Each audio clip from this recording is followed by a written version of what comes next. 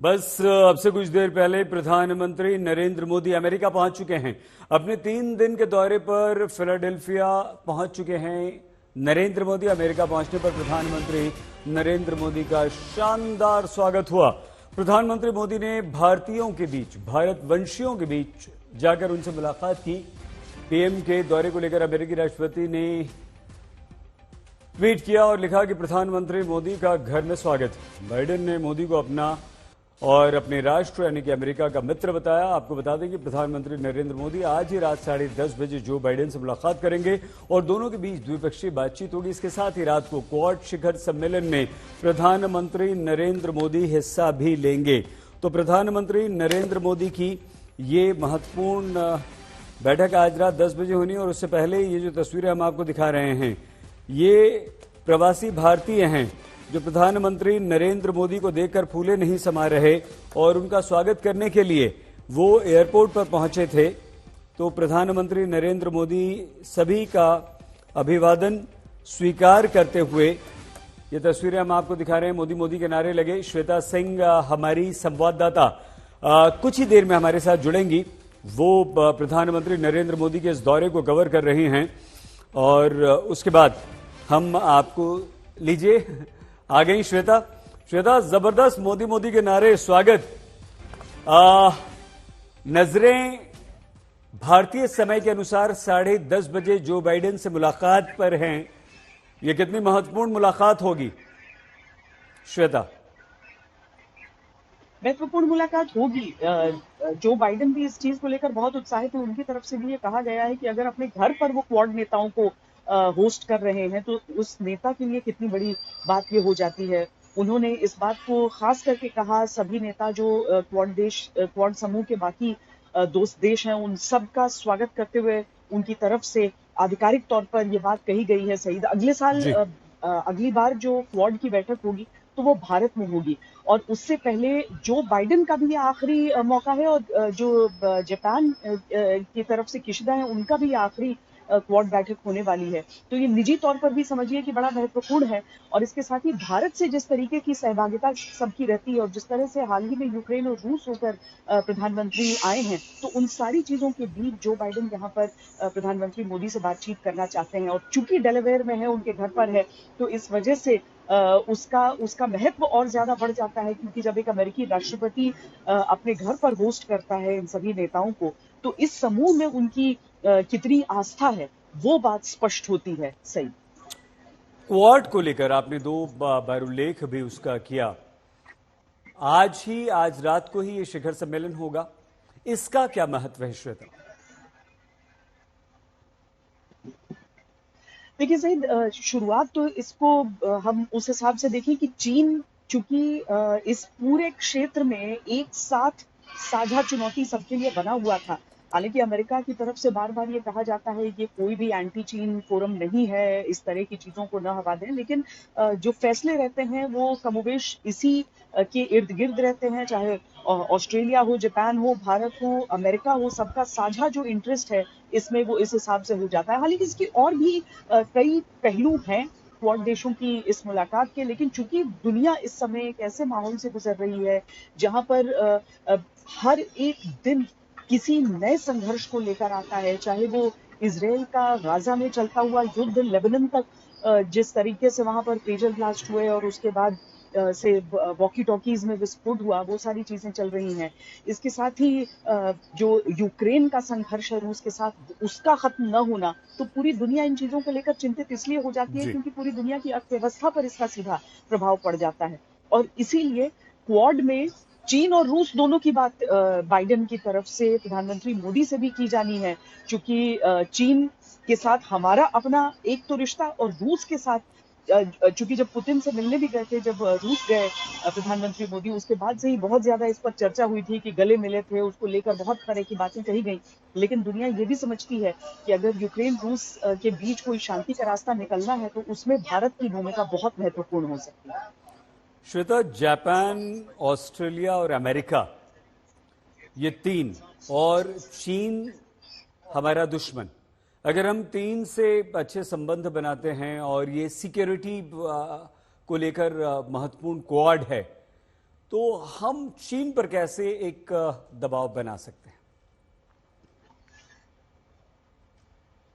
एक अंकुश की बात सीधे हो जाती है कि जिस क्षेत्र में चीन ये कोशिश करता है कि वो देखिए, जब हम भारत के लिहाज से बात करते हैं तो उसकी वो कैसे धीरे धीरे करके जमीन आगे अधिग्रहित करता जाता है।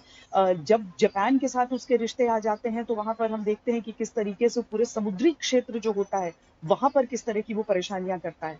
ताइवान को लेकर अमेरिका का इंटरेस्ट लंबा रहा है। ऑस्ट्रेलिया के साथ हालांकि उसके अलग अलग जो प्राइम मिनिस्टर के बदलने के साथ चीन के साथ उसके रिश्ते काफी हद तक बदलते भी हैं, लेकिन अभी के माहौल में अगर हम देखें तो उससे एक साझा चुनौती पूरी दुनिया को होती है। कोविड के समय सबने देखा था कि किस तरीके से आज भी चीन उस संदेह से मुक्त नहीं हो पाया है कि कोविड का जन्म कहाँ से हुआ, कोविड कहाँ से निकल कर आया। जी। तो इसीलिए पूरी दुनिया एक संदेह की दृष्टि से चीन को देखती ही है कि उसकी जितनी भी सीमाएं हैं वहां पर क्यों इस तरह का रहता है कि वहां पर कोई ना कोई संघर्ष है, वो जमीन हड़पने के सभी देश उस पर आरोप लगाते हैं। तो दुनिया की स्थिति के लिए वो सही नहीं है, पर दुनिया की अर्थव्यवस्था पर किस तरीके से वो काबिज होकर बैठा है, किस तरीके से मेड इन चाइना जो है वो पूरी दुनिया की अर्थव्यवस्था को एक चुनौती देता है और कैसे भारत उसका विकल्प होकर उभरता है।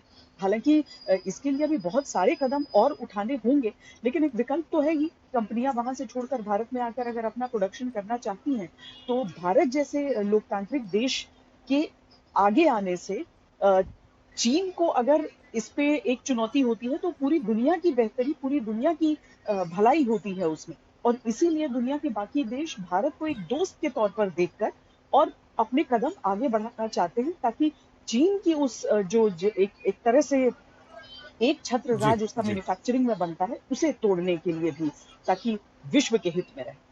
श्वेता, अगर हम जापान और ऑस्ट्रेलिया इन दोनों को अमेरिका से अलग करके देखें और चीन को हटा कर देखें तो दोनों हमारे लिए कितने महत्वपूर्ण हैं? और इस क्वाड की बैठक में प्रधानमंत्री नरेंद्र मोदी क्योंकि एल्बनीज से भी मिलेंगे, उसको हम कैसे देखें? देखिए, जहां तक ऑस्ट्रेलिया का सवाल है, पिछले कई सालों में बहुत हमारे रिश्ते बदले भी हैं ऑस्ट्रेलिया से। और जैसा मैंने कहा कि ऑस्ट्रेलिया का नेतृत्व जैसे जैसे बदलता है, चीन के साथ ऑस्ट्रेलिया के रिश्ते भी बदलते हैं। अब सामरिक दृष्टि से भी ऑस्ट्रेलिया से हमारी साझेदारी रही है, व्यापारिक दृष्टि से कई ऐसे क्षेत्र रहे हैं जहां पर हमने उससे संबंध अपने प्रगाढ़ किए हैं। और इस हिसाब से ऑस्ट्रेलिया अभी जब प्रधानमंत्री वासुदेव कुटुंबकम की बात कहते हैं तो ये जरूरी नहीं कि आपका जो देश है वो आपसे, जो पड़ोसी है वो आपसे कितनी दूर पर है, ये एक समुद्री सीमा वाला पड़ोसी भी हो जाता है उसमें। और ऑस्ट्रेलिया के साथ जो संबंध बढ़े हैं, हालांकि क्वाड कोई नई संस्था नहीं है, जी। लेकिन और इसमें देखें कि सिर्फ एनडीए के समय शुरू हुई संस्था नहीं है, यूपीए काल जब चल रहा था उसी समय क्वाड की ये साझेदारी सामने आई थी। और अभी ये चारों देश एक साथ जिस तरह की साझेदारी, जिस तरह के समझौते करके आगे चलते हैं, चारों देशों की जनताओं के साथ साथ पूरी दुनिया के लिए एक स्थायित्व के तौर पर इसे देखा जा सकता है, जो कदम यहाँ उठाए जाएंगे। लेकिन सही इसके साथ ही जी। क्वाड जी। की तो आज बैठक है, उसके बाद कल प्रधानमंत्री के अपने कुछ एंगेजमेंट्स हैं और परसों समिट ऑफ द फ्यूचर की तरफ भी बहुत लोगों की नजरें लगी। बिल्कुल बिल्कुल। समिट ऑफ द फ्यूचर के बारे में भी श्वेता हम आपसे सवाल पूछें, लेकिन उससे पहले 4 तस्वीरें हम दिखा दें।